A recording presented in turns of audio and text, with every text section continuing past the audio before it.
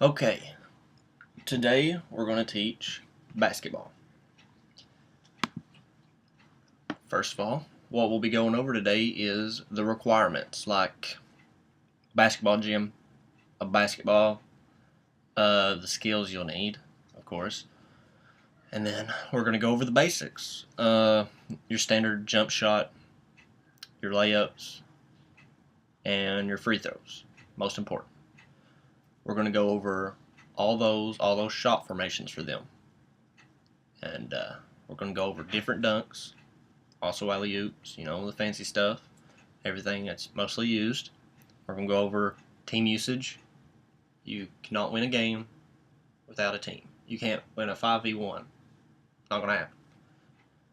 We're going to go over gear, like jerseys, your shoes, your shorts, stuff like that. So let's go ahead and get started on that. First, we got requirements. A basketball.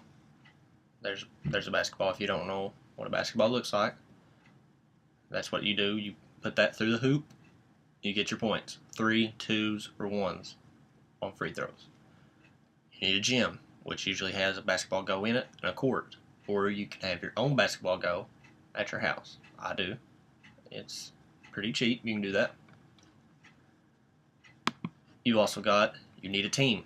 You cannot win by yourself, like I said earlier. It's not going to happen. If they have teamwork and you're by yourself, they're just going to pass right by you easily. It's going to be no problem. You need speed to get past your defenders. You need speed to react faster to passing it to your teammates.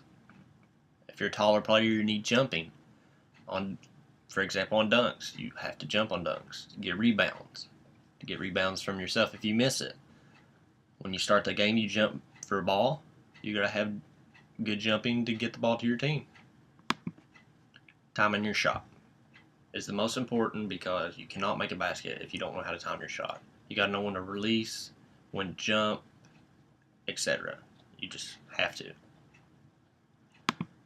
The basics. There's a picture of a free throw and the line where you stand at. If you didn't know, those baskets each earn you 1 point if you make it. A team can win a game alone by itself if it was only doing free throws. You don't want to jump, of course. If you jump, it'll throw off your free throws. You will hardly see anybody jump on a free throw, ever. On a layup, that's the most commonly used. If you get loose and you can go straight to the basket, the best thing to do is hit the square on the back of the backboard, bank it in. That's almost 100% guarantee make if you do that. Your jump shot, you got this same basically as a free throw. You're just jumping, and you see he's timing his shot right. At the top of your release, you want to release the shot, and that's your most accurate chance of making it. Shot formation on your free throws. This goes the same for everything besides standing still on the ground and not jumping. You want your eye on the basket, elbow in, ball up over your head. Well, not completely over your head. Bend your knees, and you release. Jump shots. Like the other picture, instead of your same formation, you want it over, and then when you get to the top of your peak of your jump, you release. Your layups, like in the other picture. You just basically roll it off your finger. That's one way. When you run up, you bank it off the glass. Dunks. You got your standard two-handed jam. Most people do it to make a statement, basically, is what they'll say. You got your one-handed jam, another one they make statements with. The reverse, 360 and 180. And alley-oops, they all apply to the ones above. You can do all those if you're skilled. Okay? There's different types of dunks. You got between the legs and stuff like that. But these are just your basic ones that you see most often. There's your picture of your standard slam, two-handed, used mostly. Another one, that one-handed one I was talking about, you'll see more than probably the two-handed slam. Your 360, he's either doing a 360 or a 180 in that picture, but that's one you'll see, and it's actually probably my favorite. You got your reverse. Instead of dunking it, the go facing you, you're turned around and you dunk it like that with two hands. Alley-oops. You got a player passing you the ball. You got to time it right, throw it in the air to them, and you catch it midair and dunk.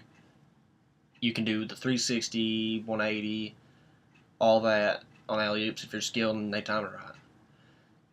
You cannot do an alley-oop unless you have good teamwork, and you can't look at a player and say, "I'm going to throw you an alley-oop in this game." You can't do it. You have to be able to talk to them through eye contact. You have to be that good. You have to have good teamwork. Team usage. Of course, what we were talking about a while ago, teamwork. You need teamwork to win. If you have teamwork, you'll be good at passing, knowing who's good on your team at shooting, whatever, like threes, free throws, or layups, anything. Your jump shots on the inside. There's your picture of a good long-distance pass. For close distance, most likely you're going to do a bounce pass or over your head to them, over top of a defender. You see how you want it against your chest, pass it to their chest. You don't want to pass it at their legs or anything like that. It's going to be a hard catch for them.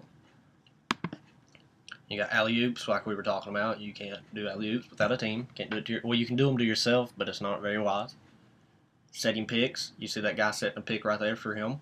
That gets you away from your defender, gets you an open shot, and you can go in for a layup. The double team. Double team is used so the main guy, most likely a point guard, it's going to happen to, can't get a pass off to his teammate, and it'll force a turnover. You got your guardian down there. You got to keep your hands up and keep them out in front of him so he can't get around you or get a shot off. And all he has to do is he has to force a pass, or he has to try to get around you, maybe turn it over. Sorry about that. Your gear.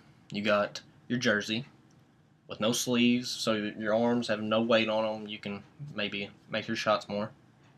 Your shoes give you way better traction on the court, and you know how you'll see most of these people spit on the ground and rub their shoes in them or wipe it on their feet.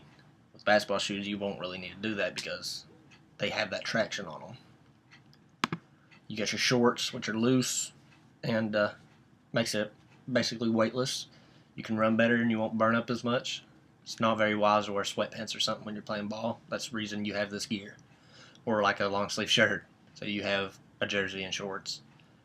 You got your bag. You can put your jersey, your shorts, and your shoes and a basketball in. You know, you can do all those things. You got your headband that keeps sweat off your head. And you got your wristband, your knee pads for whenever you're, in case you're diving for balls and stuff, and try to get them. And that's it. That's all the stuff you need basically to know how to play basketball. It's the simple stuff. If you want to get better, you got to perfect these things like your free throws, your jump shot, and your layups, and you pretty much got it then. And have a good evening, and thank you very much.